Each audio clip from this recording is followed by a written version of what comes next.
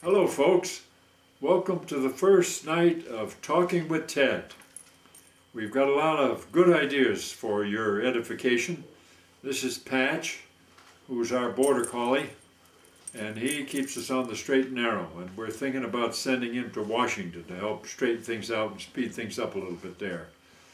But in the meantime, we've got a 10-point program. We've been doing a lot of analysis of our political situation in our country, and we think we have some wonderful ideas to give you to discuss with your fellow citizens and with your representatives in Congress and see if we can get some things going for this country that'll move us along.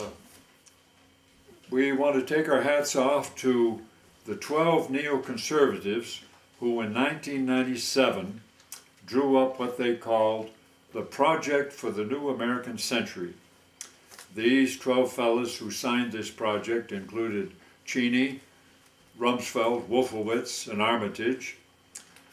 And in this project, they pointed out that we should take over Iraq so that we could protect American interests, particularly oil, protect Israel, and teach the people of the Middle East about the wonders of democracy as we live it here in this country. So using that as our basis, remember they drew this up in 1997, and here it is 10 years later, 2007, and we think it's only right that we help these neoconservatives with their program. So we've drawn up what we call the second project for the New American Century. And these are great ideas that are going to propel the United States into the future to be the world-class emblem of democracy and how American business people and politicians really know how to get things done. So listen to these 10 wonderful ideas. Number one, in order to stay the course and give Bush and Cheney and their people a chance to finish the job they've so well started, we're going to amend the Constitution to enable Bush and Cheney to have a third term. And remember, these guys know what we're into, they know the ropes, and they can carry on and finish the job, and it's only right to give them a chance to finish the job so that history can say, job well done. Number two, we're going to amend the tax system in the country so that any family that makes $1 million or more per year pays no income taxes at all. This is a little bit like FDR's WPA program during the Depression. And these $1 million families are going to spend their money creating jobs, buying things, without any expense to the bureaucracy in Washington, D.C., which we had under FDR and the WPA program.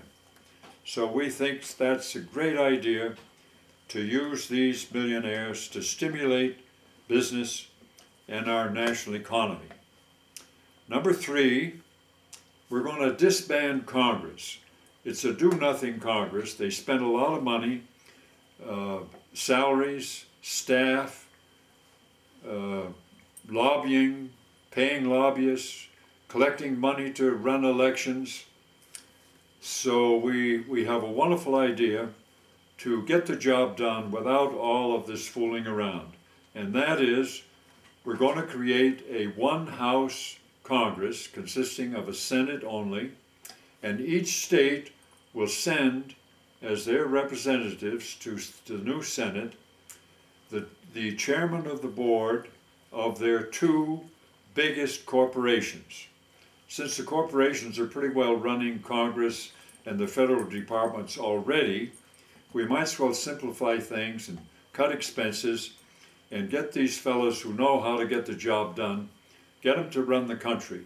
And then we're going to reestablish the draft so that children of politicians and wealthy families can firsthand experience the morale-building, independent attitude that our soldiers in Iraq develop and give these people a chance to help teach the Middle East democracy.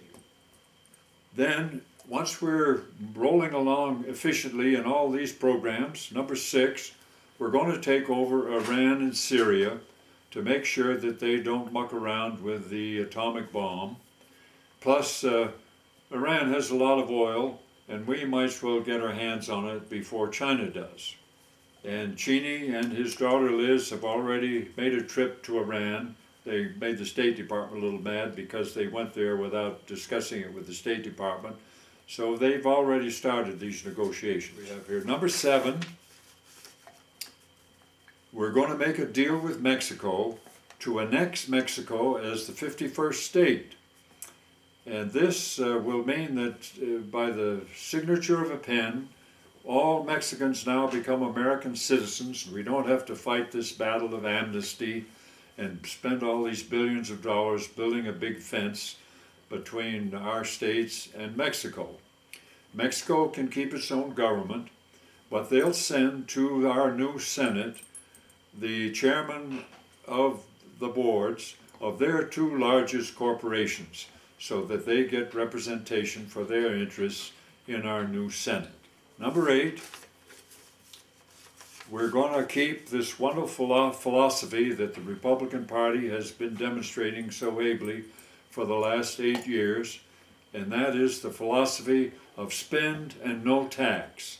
There's no point in having to raise taxes, foolish taxes, the way the Democrats do, and we'll just keep this wonderful stay the course that the Republicans have laid out to keep spending but not taxing. And number 9, we'll double spending for defense so that our munitions corporations can become the most powerful in the world, and so that the U.S. can exclusively control outer space for our military purposes.